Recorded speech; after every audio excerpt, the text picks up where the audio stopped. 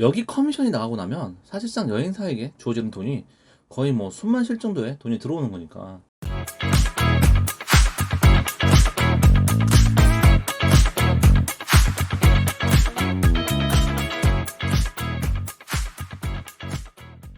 안녕하세요, 여행기자입니다.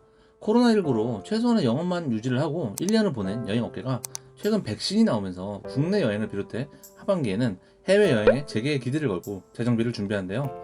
몇몇 나라들은 한국 관광객을 대상으로 자가격리 면제를 한다든지, 리조트에서 쉬고 있다가 음성 결과가 나오면 바로 뭐 골프 및 리조트 시설을 이용을 한다든지, 여행에 대해서 좀 긍정적인 말이 나오면서 뭔가 이렇게 봄바람과 함께 여행업계도 훈풍을 맞을 것으로 예상을 하지만, 제 생각에는 겨우 이 정도로 여행업계가 회복될 것 같지는 않고, 진짜 더 큰 위기는 코로나가 다 끝나고 어느 정도 업계가 정리가 되는 순간이 올 것 같은데, 그때부터가 아마 여행사가 더 빨리 정리되지 않을까 합니다. 기존의 컨텐츠들은 제가 여행사나 어떤 여행사가 직원을 소모품 취급한다거나 직원 입장에서 느낄 수 있는 부분을 기재를 했다면, 이번에는 여행사가 구조적으로 왜 힘들었었는지, 또 앞으로 어떻게 힘들어질 건지를 이야기를 하려 합니다. 아마 여행사를 다니시는 분들, 또는 여행사를 다니다가 희망퇴직 당했거나 아니면 그만두신 분들은 느낄 거예요. 우선 여행 상품에는 지적재산권이 없다 보니까 남의 상품을 살짝만 비틀어서 가격을 내리는 어떤 상품 베끼기가 사실 너무 만연하죠. 제가 다녔을 때와 지금의 상품과 사실 전혀 1도 뭐 바뀐 게 없고, 오히려 제가 다녔을 때보다 상품이 더 퇴보했다고 느껴져요. 왜냐면 가격은 동일하지만 현지에서 먹는 식사나 이런 행사의 질이 확실히 더 안 좋아졌다고 저는 생각을 합니다. 예를 들어서 저기 뭐 방콕 파타야 249,000원? 그럼 우린 199,000원, 약간 이런 식인 거죠. 20년 동안. 이러다 보니까 어떤 상품을 개발을 하려는 의지 자체가 사실상 아예 없어진 것 같아요. 아니면 이런 구조라면은 상대방이 아예 상품을 베낄 수 없을 정도로 정말 치밀하게 계획을 해서 만든다든지 해야 되는데, 사실 여행사 오너들이 만든 구조는 일을 하면 할수록 본인이 책임을 지는 구조, 또는 본인이 열심히 해서 결과를 올려도 그냥 형식적으로 회사 일을 대충 하는 사람과 같은 돈을 받기에, 그냥 뭐 일을 하는 사람도 굳이 그럴 필요가 없어지잖아요. 그러니까 뭐 이러한 사이클이 사실상 뭐 계속 반복되던 것 같아요.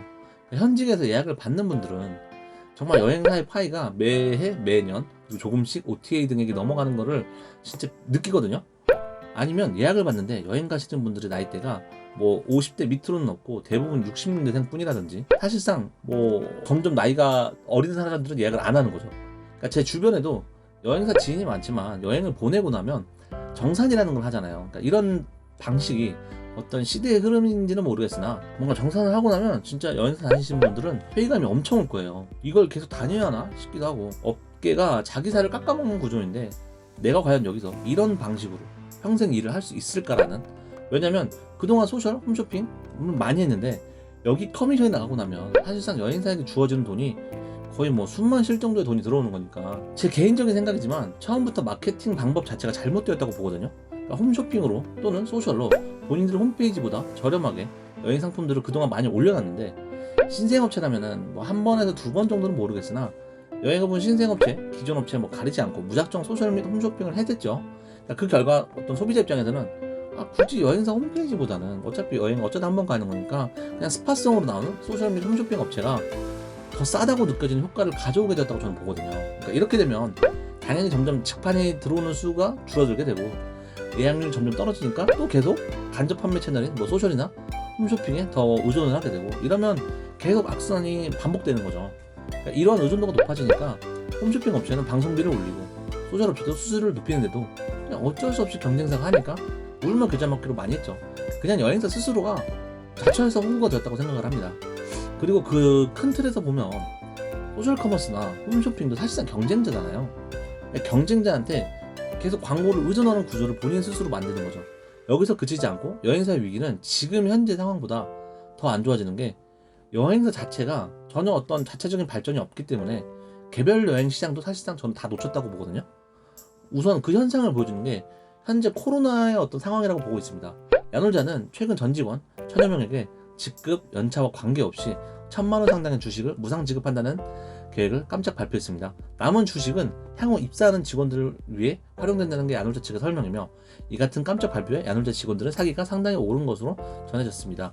반면에 하나투어는 지난해 매출의 82% 감소한 1096억 원을 낸데 그쳤고, 영업 손실은 1147억에 달하며 필수인은 200명을 제외한 2000명을 대상으로 무급휴직 진행하고, 그 중에 800명가량은 현재 지금 구조조정이 진행되고 있는데, 또 추가적으로 진짜 여행사 민낯이 사실 여기서 드러나거든요. 그러니까 지난해 하나투어 사업보고서에 따르면 하나투어 등기 임원수는 2019년 6명에서 12명으로 2배가 늘어났으며 이들의 평균 보수는 1억 3,600만원에서 1억 300만원으로 3,300만원인 24.3%가 줄었지만 이와 반면에 하나투어 직원 수는 전년 대비 10%가량 줄었고 이들의 1인 평균 급여액은 같은 기간 3,600만원에서 1,800만원으로 급감했습니다.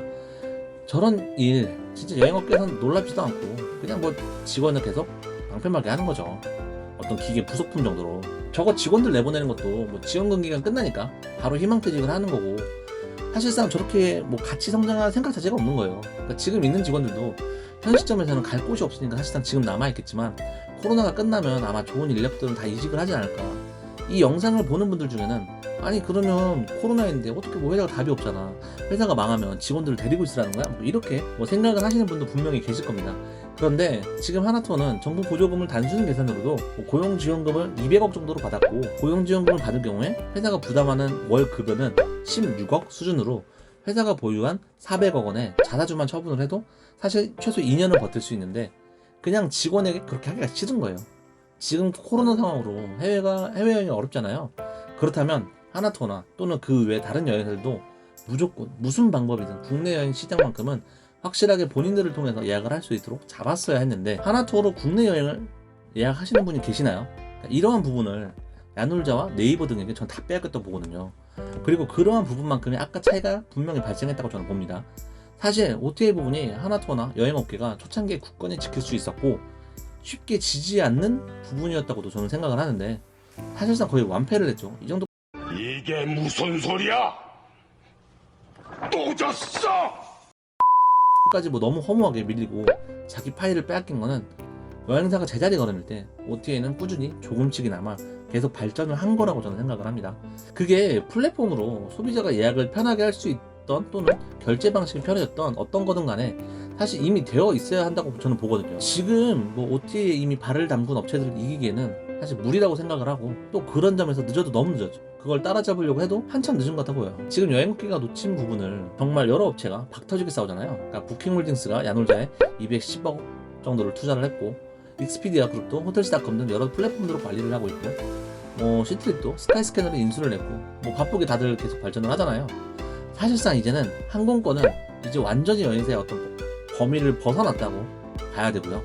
호텔도 점점 그러한 방향으로 가고 있고 현지에서 할 수 있는 투어들도 곧 몇 년 안에 클럽이나 다른 IT 업체 같은 곳에 많은 파일을 뺏길 것 같아요. OTA 때문에 없어지기도 하겠지만 더 나아간다면 뭐 네이버나 카카오, 구글, 페이스북 같은 이런 약간 외부 플레이어 등장으로도 타격을 얻은 상태에서 추가로 회생이 불가능한 타격을 받아서 회복 불가능한 지경이 되지 않을까.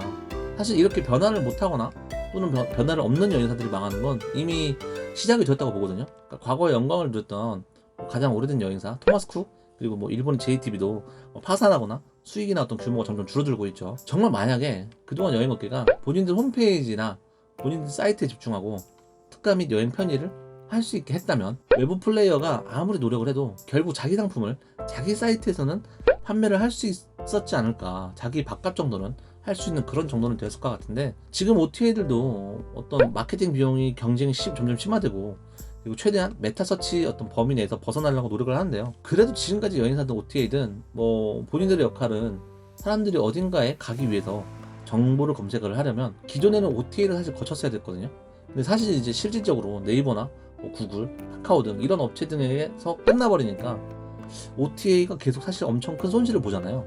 왜냐하면 이런 구조가 경쟁자에게 계속 광고를 의존하는 구조이고 이런 상황이 계속 오게 되면 여행사는 알겠지만 어느 순간 데이터나 자료를 가지고 메타서치가 본인이 직접 하게 되거나 또는 뭐 메타서치의 어떤 대리점 형식으로 되어버리는 거죠. 이런 업체들이 본격적으로 하게 되면 분명히 뭐 검색 순위에서 자기들의 경쟁 업체들을 뭐 아래로 밀어낸다든지 그러면 뭐 경쟁자에게 나를 돈을 더 주고서라도 올려달라고 부탁을 해야 되는 이런 문제가 생기게 되니까 노력을 해야죠 무조건. 그리고 최대한 뭐 이런 걸 가져오기 위해서 뭐 네이버는 뭐 결제가 편하니까 뭐 결제 적립금을 뭐 2% 준다든지 또는 뭐 OTA처럼 뭐 자기네 사이트에서 예약을 10번을 하면 뭐 1박 숙박을 준다든지 뭐 본인 사이트를 이용하면 뭐 멤버십 효과를 준다든지 이런 업체들도 최대한 자기들 사이트에서 머물게 이런 노력을 하는데 여행사는 어떤 노력을 했을까요? 물어본다면 뭐 없죠 뭐. 야, 유럽은 뭐 실컷 모아놓고 뭐 최저 인원 안 된다고 행사 돌리기 바쁘고, 남태평양은 본인들 객실 오버부킹 방 돌리기 바쁘고, 동남아는 마이너스로 나간 상품들 뭐 계산할 생각이 아니라 어떻게 더 쥐어짤지 바빴죠. 지금 이 순간에 당장에 주변 지인들한테 너 여행 갈 때 준비 어떻게 해? 물어본다면 100명 물어봐가지고 10명이라도 아니 뭐 5명이라도 난 하나투어 모두투어 또는 다른 여행사 사이트로 바로 들어가 할까요? 그냥 대부분 일단 크롬을 켜고 유튜브를 본다거나 모바일로 인스타 여행 사진 아니면 뭐 구글에서 검색을 한다든지 부킹닷컴, 익스피디아, 트립닷컴에서 뭐 호텔과 항공을 따로 알아본다든지 그러지 않을까요? 그런데도 사실 여행업 임원들은 본인들이 가져갈 돈에나 관심, 저런 거에 관심이 1도 없습니다. 제 개인적인 생각에는 그나마 여행사가 비벼볼 곳이라고는 바로 직접적인 소비자 대응 능력이라고 보는데, 왜냐하면 앞에서 말씀드린 업체들이 전 세계를 다 연결을 해야 되는데 그렇다고 전 세계에 다 지사를 설립을 할 수 없는 거고, 또한 이런 회사들은 개발자 중심의 엔지니어 회사다 보니까 이런 회사들은 사실 서비스에 중점을 맞추는 회사가 아니거든요. 어떻게든 여행사들은 어떻게든 뭐 여행 후에 사후 서비스를 어떻게 해야 할지 고민을 해야 하는 게 아닌가 싶은데, 하지만 지금은 그와는 정반대되는 행보를 가고 있죠. 아마 85년도에서 95년도 이 사이에 태어난 분들은 어렸을 때 아마 컴퓨터 학원과 주판 학원이 있었던 때를 기억을 하실 겁니다. 지금의 여행사가 왠지 예전에 주판 학원처럼 뭔가 시대를 따라가지 못하고 뒤처지는 게 아닌가 싶네요. 이것으로 해당 영상을 마치고요. 해당 영상이 도움이 되셨다면 구독과 좋아요 부탁드립니다. 여러분들의 의견이 있으시면 뭐 얼마든지 댓글로 남겨주시기 바랍니다. 감사합니다.